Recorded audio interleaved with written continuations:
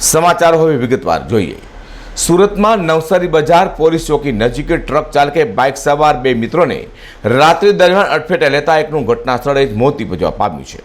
ગુરુવારે મોડી રાત્રે બનેલી ઘટના બાદ લોકોના ટોળા ભેગા થઈ જવા પામ્યા હતા। એટલું જ નહીં પરંતુ દારૂના નશામાં ટ્રક ચલાવતા ડ્રાઈવરને પકડી પોલીસના લોકોએ હવાલે કરી દીધો હતો। મૃતક ઇરફાન ચપ્પલ ખરીદવા ચોક બજાર આવ્યો હતો તો તેને મોત નીપજવા પામ્યું છે। અઠવા પોલીસ પાસેથી મળતી માહિતી અનુસાર અકસ્માત લગભગ રાત્રે 11 વાગ્યાની આજુબાજુમાં થવા પામ્યો છે।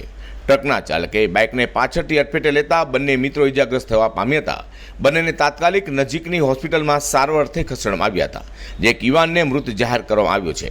તપાસ કરતા મૃતક ઉધના પટેલનગરમાં રહેતો રાજુ ઉર્ફે ઇરફાન રજાક પઠાણ હોવાનું બહાર આવ્યું છે।